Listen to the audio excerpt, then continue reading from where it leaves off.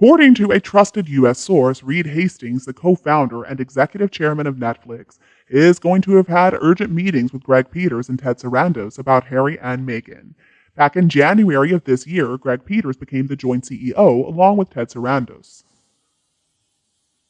These three are highly successful businessmen, and they have invested a lot in Meghan and Harry. They're not idiots. They know exactly what is going on. When Reed Hastings got some correspondence from online groups in the UK, letting him know that the palace made it clear to Meghan that she would not be welcomed at the coronation, alarm bells were certainly ringing. So did Netflix ask her why exactly she had been banned? Well, what could she answer? I decided not to go because it is my son's birthday at the same time. Now, Reed Hastings would certainly have given the same response as Oprah. What? And I'm guessing Netflix told her in no uncertain terms, this $1 million deal depends on you being viewed as active members of the royal family. You need to get yourselves over there and get up on that balcony, whatever it takes. If we can believe that Meghan Markle likes lying, then I think it's fair to say that Netflix knows that too. When Harry informed us that the Queen was playing on the carpet with archofficial at Windsor Castle right before she passed away, of course, that was a big whopper of a lie. And when Meghan told Oprah that their wedding happened 3 days before the actual spectacle event, as she called it, again, she was lying. When Harry informed us all that Archie Official's first word was crocodile, quickly followed by waffle maker, yeah, obviously those were just more lies. Harry really thought that he would get away with his little plan of trying to turn everybody against his father. He told us, I take Archie out on bike rides. He loves it. I was so unhappy when my father refused to take me on bike rides when I was younger. Well, Charles was very upset by that, and then the photos started to come out. But this is how they do things, is it not? They're like a couple of 12-year-olds making up some ridiculous stories and then laughing at how gullible people are for believing them. When Meghan is caught in her lies, like when she told the High Court that she did not work with Scooby-Doo on Finding Freedom, and then later she told the court that actually she did, her reply is always the same. Well, it's not a lie, it's my truth. Well, I don't really think that's going to fly with Netflix, because Netflix only cares about their bottom line. Now, in the beginning, Meghan approached them, saying that she was Her Royal Highness Princess Meghan, and her husband is the grandson of Her Majesty the Queen. Harry is in the line of succession, don't you know? And soon enough, he is going to be officially referred to as the favorite son of King Charles. I mean, Meghan tells so many lies, and it looks like she has convinced Harry that he has to just go along with whatever she says. What I and many other people, though, cannot understand is why the royal family will not expose Meghan's truths as lies. I think they should start with the alleged fake pregnancies. I'm sure the Queen got all the background information on Meghan before she was allowed to marry into the family. See, if somebody wants to join the Royal Navy or work in government departments, they have to undergo a lot of vetting. Now, NV1 is the absolute minimum security clearance level required for the majority of Navy jobs when people enter them. So I would assume MI6 carried out much more strict and high-level checks on Meghan. And then, of course, they informed the Queen of the results. These positive vetting checks, as they call them, along with the results of Meghan's bullying investigation, are never going to be made public. The internet is filled with rumors about Meghan acting in porn films. Now, if we have heard of that, I'm sure MI6 found out about it. They had to have carefully sifted through her background, political affiliation, etc. They needed to do that so they could assess how suitable she was for a position that might involve national security. Even her friends and family members would have been carefully looked into. Reportedly, the Queen's son, Prince Andrew, had close connections to the American billionaire pedophile Jeffrey Epstein, who was charged with sex trafficking. If Meghan was involved with him, and if Yacht Girl was brought up, I'm sure MI6 was all over it.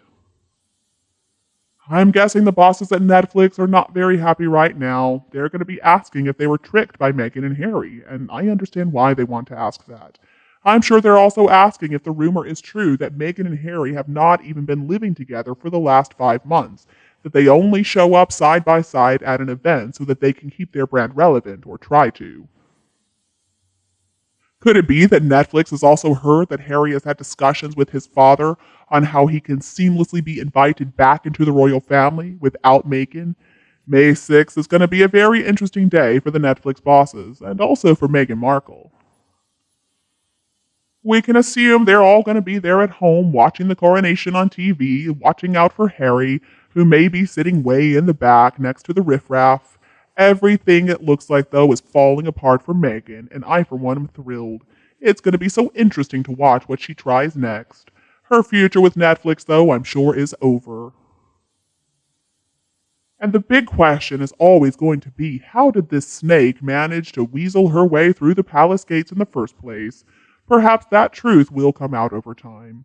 When we look back, though, maybe the long game really did end when the Queen passed away, and maybe we're seeing a different strategy now, one that pushes everything, the deceit, the lies, the misinformation, right back on the gruesome twosome. But now that I think about it, the royal family really doesn't even need to expose Meghan's lies because it looks to me like she and Harry do a great job of it all by themselves. So why should the royal family drag out a film or intel that proves Meghan wrong?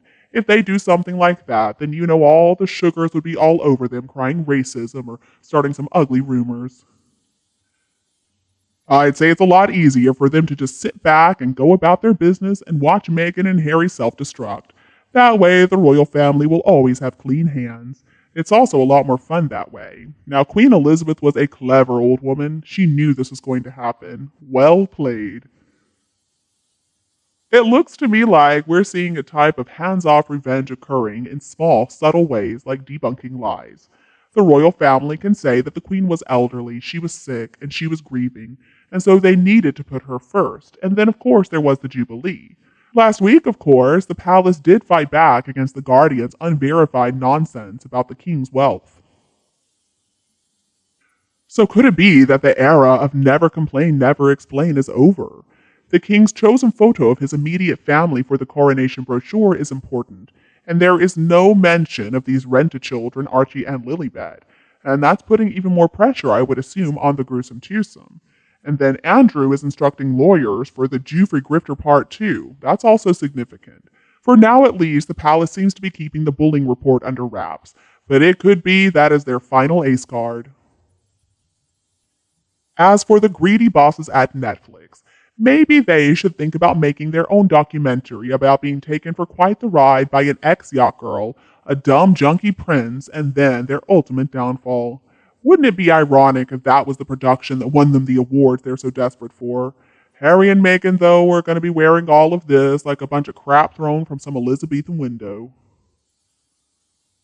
And I still will always believe that Meghan Markle blackmailed Harry, or maybe she used the oldest trick in the book of claiming that she was pregnant.